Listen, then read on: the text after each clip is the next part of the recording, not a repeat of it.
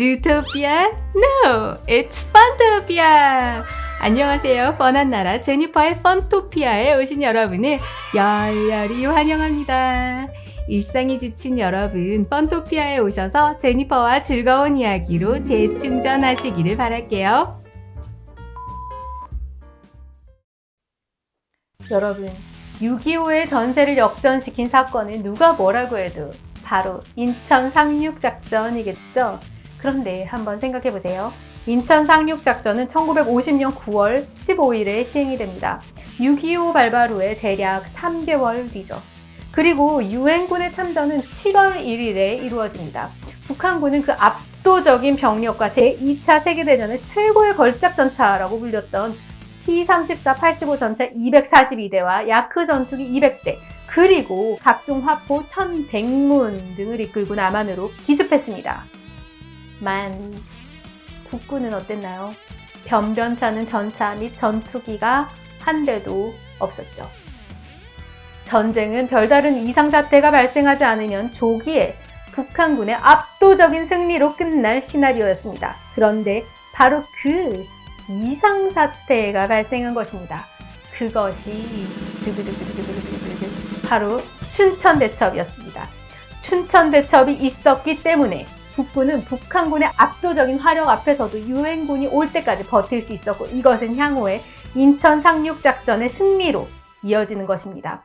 이순신 장군의 한산도 대첩은 익숙하신데 춘천대첩은 생소하시다고요? 오늘은 저 제니퍼와 함께 오늘의 저와 여러분을 있게 했던 이 빛나는 춘천대첩에 대해서 알아보도록 하겠습니다. 구독과 좋아요 그리고 알림으로 펀토피아의 제니퍼와 함께 해주시기를 부탁드릴게요. 바로 시작하겠습니다.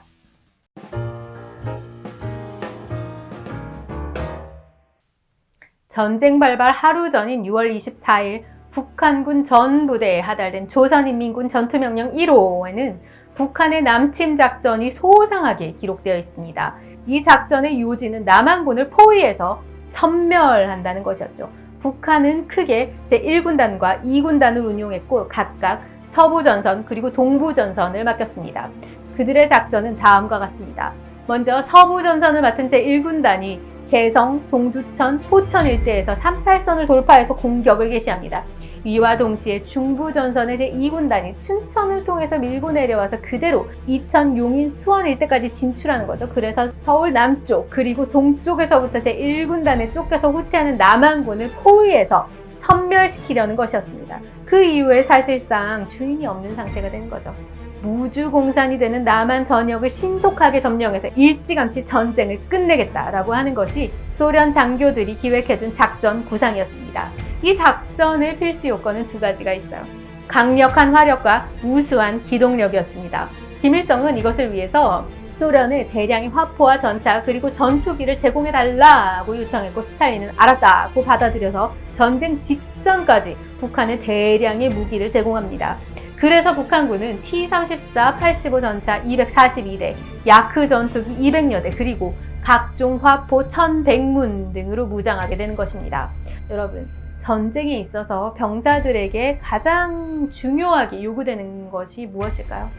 제가 자료들을 찾아보고 공부하면서 느낀 건데, 이것은 바로 실전 경험과 체계적인 훈련이 아닐까 하는 생각이 듭니다. 당시에 북한군에는 중국 공산당 팔로군에 소속돼서 풍부한 실전 경험을 쌓고 돌아온 병력이 5만 명이나 됐죠. 이들은 다 북한의 장교들이 돼서 북한군을 철저하게 훈련시킵니다. 북한군의 전투력은 북한군과 미군과의 첫 대결인 오산 전투를 통해서도 알 수 있습니다. 최신 무기로 중무장한 스미스 부대가 오산에서 북한군하고 탁 맞닥뜨렸을 때 스미스 특임 부대는 부대원 440명 중에 150명이 전사하거나 행방이 불명되었고, 포병대대 역시 배치된 화보를 모두 잃었고 150명 중에 31명이 전사 내지 실종되는 대참사를 당하게 되는 것이었습니다. 이렇게 막강한 북한군에 비해서 우리 국군은 너무도 보잘것이 없는 거예요. 실전 경험이 있는 장병도 드물고 체계적인 훈련은 더더욱 부족했고 변변찮은 무기조차도 없는 거예요. 당시에 미국은 한국의 전략적인 가치를 낮게 평가해서 남한에 제대로 된 무기를 제공하지 않았던 것입니다. 이 때문에 M1 소총 등 미국제 장비로 무장한 부대는 전방 일부에 불과하고 후방 부대들은 일본군이 철수하면서 버리고 간 그런 총기와 탄약, 그런 장비들을 쓰는 경우가 부지기수였습니다. 군수뇌부는 전쟁 발발 하루 전에 비상경계를 풀었어요. 해제했고 사단장급 지휘관들은 전체 병력의 반 이상을 농번기 대민 지원에 보내는 등의 안이한 자세를 보인 거예요. 이렇듯 6.25 전쟁 전에 북한의 완벽한 준비 앞에 남한은 거의 무방비 사태로 노출이 되어 있었던 것입니다. 6월 25일 새벽 4시 38선을 넘어서 남침을 개시한 북한군은 김일성이 하달한 작전명령 제1호에 따라서 파죽지세로 진격했습니다. 북한군은 대량의 화포와 강력한 T-34 전차를 앞세워서 남한의 방어선을 유린했고 전선은 무너졌고 막대한 피해를 입은 우리 국군 부대들은 후퇴를 거듭해서 4일째인 6월 28일 새벽에 수도 서울을 빼앗기고 한강 이남으로 패퇴하게 됩니다. 이때 만약에 작전명령 제1호에 따라서 북한군 제1군이 한강을 건너서 남진을 계속하고 중부전선에서 춘천을 관통한 북한군 제2군단이 이천, 용인, 수원 방면을 통해서 서울 남쪽에 나타났다면 우리 국군은 포위돼서 전멸되는 거죠. 그렇게 전쟁은 조기 종결되었을 것입니다.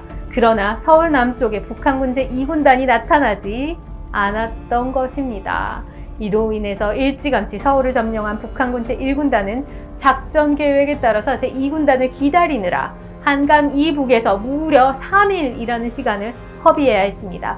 이 3일 동안 우리 국군은 패퇴한 부대들을 모아서 전력을 재정비하고 그 후에 방어선을 구축할 수 있었고 결국에 이로 인해서 북한의 속전속결은 물거품이 되고 말았습니다. 북한군 제2군단이 포위망을 만들지 못했던 이유는 당시에 춘천 일대를 방어하고 있던 국군 제6사단 청성부대에게 사실상 뼈아픈 패배, 치명적인 피해를 입고 주춤하면서 방어선을 돌파하지 못했기 때문입니다. 청성부대는 당시에 국군 모든 부대 가운데서 가장 전투 준비가 잘 되어 있었던 부대였습니다. 특히 전쟁 발발 2주 전에 사단장으로 부임한 김종호 대령은 대단히 유능한 명장이었고 그 아래에 7연대장을 맡고 있던 임부택 중령 역시 매우 뛰어난 지휘관이었습니다. 임부택 중령은 전쟁 1년 전부터 38선 정면에 적 2군단이 남침할 경우에 춘천, 가평 일대를 주요 공격 루트로 활용할 것이라고 판단을 하고 있었고 이 일대의 주요 고지와 또 능선에 방어 진지를 구축하는 데 주력을 했습니다. 제가 이 영상을 준비하면서 여러 자료들을 보면서 느낀 게 있는데 임진왜란을 미리 예감하고 준비했던 이순신 장군이 떠오르는 그런 시간이었습니다. 중령은 육군본부에 방어진지 구축에 필요한 예산과 자재를 지원해 주시오라고 요청했지만 거절을 당해요. 그런데도 포기하지 않고 춘천 시민들을 설득해서 이들의 도움으로 전쟁 발발 1개월 전에 완벽한 방어진지를 완성할 수 있었던 것입니다. 새로 부임한 김종호 대령 역시 전쟁이 임박했구나라고 인지하고 있었어요. 그래서 그는 사단의 모든 포병 전력을 북한군이 주력 침투로로 사용할 것으로 예상되는 춘천 일대에 다 배치하는 한편 이 일대에서 북한군의 파상 공세를 상정한 방어 훈련을 집중적으로 실시하게 됩니다. 이러한 훈련이 실시되던 6월 초 중순은 농번기였거든요. 그래서 육군본부에서도 장병들의 외출과 외박을 지시하고 있었어요. 그런데 이 김대령은 사단장의 직권으로 외출, 외박 안 된다! 다 취소해라! 그리고 대부분의 사단 병력을 영내에 대기시켜서 임박한 전쟁을 준비했던 것입니다. 6월 25일 새벽 북한군 제2군단은 압도적인 병력 우위를 앞세워서 춘천 일대로 막 밀고 들어왔어요. 북한군은 무리 안 해도 우리가 다 이기겠네 이러고 내려왔는데 첫 전투였던 춘천 홍천 전투에서 막대한 피해를 입고 대패했던 것입니다.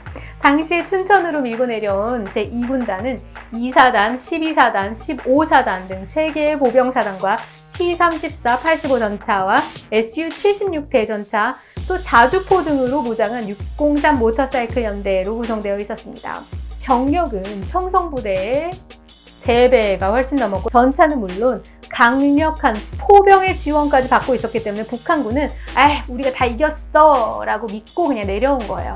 북한군의 제2군단의 선봉인 제2사단은 Su-76 대전차 자주포를 앞세워서 임부택 중령이 이끄는 국군의 제7연대를 정면으로 파상 공세를 했어요.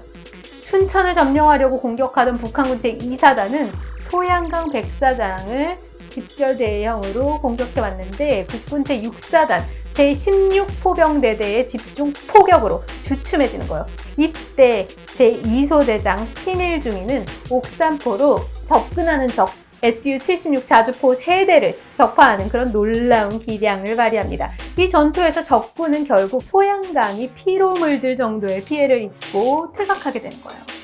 이 전투를 지켜봤던 국군 김종호 사단장은 적의 작전 지휘 능력과 전투 기량의 수준을 간파하고 춘천을 이제는 사수할 수 있겠구나 라는 자신감도 갖게 됩니다. 그 후에 전투에서의 북한군을 맞은 것은 임부택 중령의 제7연대였습니다.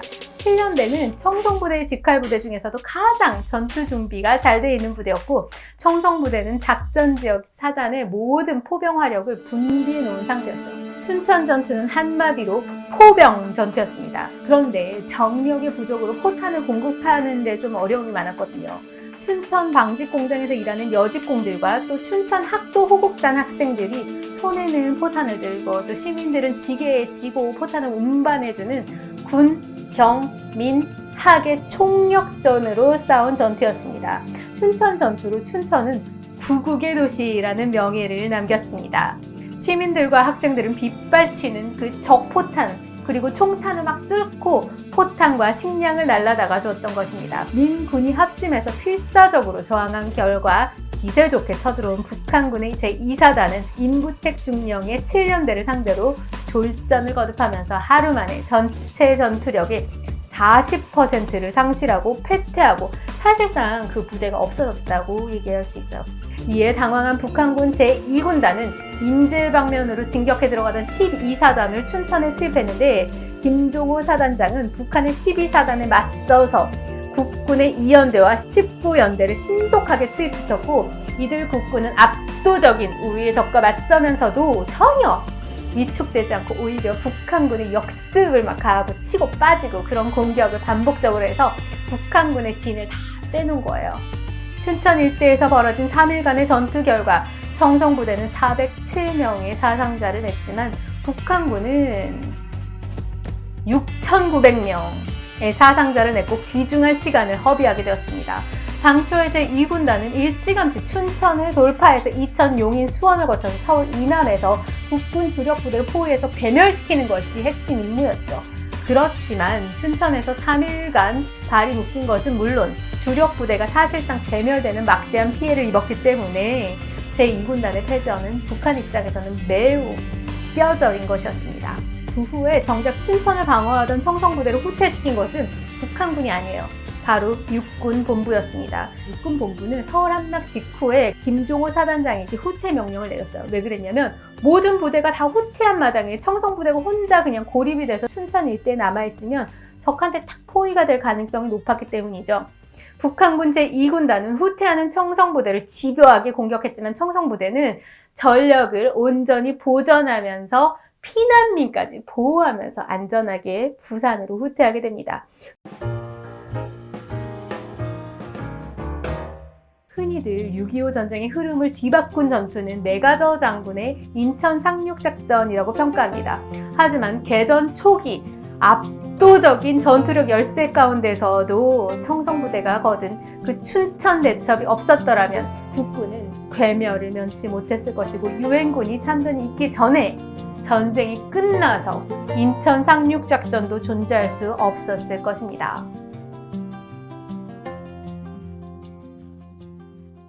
건국 이후 채 2년도 안 되는 시점에서 맞은 이 국가 대환란에 대처하는 국군, 그리고 국민들을 보면 대한민국은 역동적으로 살아있음을 느낍니다. 국공내전 때의 장제수 군대나 베트남 전쟁 때의 월남의 모습과는 차원이 다른 거예요. 저는 자료를 찾으면서 계속 느끼게 됩니다. 이런 대한민국은 저와 여러분이 충분히 자랑스러워할 만한 가치가 있는 나라라고요.